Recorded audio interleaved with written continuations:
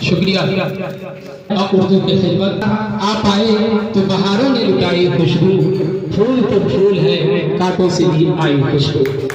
शेर समझ में आया कि फिर पढ़ दो तो हैरान है दरिया भी परेशानी में है, चांद भी हैरान है दरिया भी परेशानी में है, अक्स किसका है कि इतना रोशनी पानी में है। कितना मुश्किल है मोहब्बत की कहानी लिखना, जिस तरह पानी से पानी पर पानी लिखना। कितना मुश्किल है मोहब्बत की कहानी लिखना, जैसे पानी पर पानी से पानी लिखना।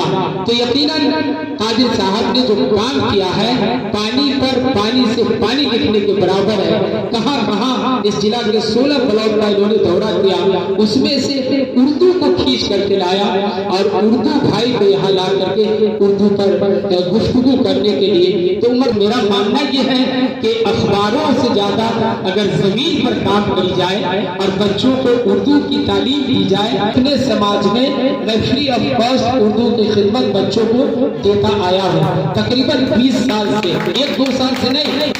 मैं मैट्रिक के बच्चे को अपने फ्री ऑफ कॉस्ट बोर्ड की तैयारी प्लस किताब दे करके, और इंटर आर्ट्स के जो स्टूडेंट होते हैं, मेरा घर शाहपुर खुर्दुआ, पंचायत शाहपुर खुर्दुआ, ये दोनों गवाह है। जब प्रोग्राम करते हैं कंप्लीट करके बच्चे और बच्चे आते हैं तो उन्हें भी मैं इस्तकबालिया तौर पर जहाँ तक होता है कलम है, डायरी है, किताब है, देने का काम करता हूँ। तो इस तरह अगर ठाना जाए कि हर असल है, अगर जमीन पर आकर के हम काम करें तो यकीनी जान लीजिए कि आप 10 बच्चा को आप गोद ले लें। एक बार चला था ना मिशन, वो 10 बच्चे को गोद ले लें और समाज में एक वक्त निकाले, 1 घंटा लगा दे अपने बैनर को कि मुफ्त में पढ़ाई होती है।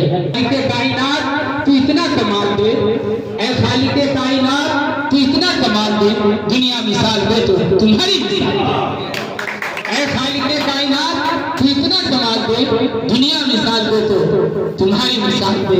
इसी उर्दू की तरक्की के लिए और उर्दू ज़बान की हिफाजत हम कैसे करें, किस तरह से उर्दू को आगे बढ़ाएं। जो आज उर्दू ज़बान जो हिंदुस्तान की ज़बान हुआ करती थी, आज एक कौम की ज़बान बन के रह गई है। इसलिए हम लोगों को चाहिए कि उर्दू की तरक्की के लिए हम लोग मजबूत इरादे के साथ इस मुहिम को आगे बढ़ाएं और उर्दू ज़बान की हिफाजत करें। वरना एक दिन आएगा जिस दिन रसूल खत उर्दू का छीन लिया जाएगा और उर्दू ज़बान समाप्त हो जाएगी, खत्म हो जाएगी। तो जिस टाइम में इम्तियाज अहमद करीमी साहब फतेहपुर में वीडियो हुआ करते थे, 52 विद्यालय आया था फतेहपुर में, स्कूल जो है जिसमें 17 अल्पसंख्यक या अत्यंत पिछड़ा अल्पसंख्यक टोला में हुआ कर आया था।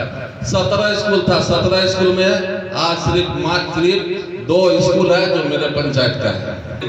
न कोई अकायद वाले का गया और न कोई कमेटी वाले का गया कि 70% आबादी मेरी कहाँ रह रही है, कैसे रह रही है, किस हाल में है, कि 72 से 72 हाल में बेचारे जिंदगी गुजार रहे हैं। और अगर वो नाम से अगर कहलाते हैं तो वो अपने बल बूते पर हमारे आपके मदद से नहीं, आज तक वहाँ तक किसी की मदद नहीं पहुँची।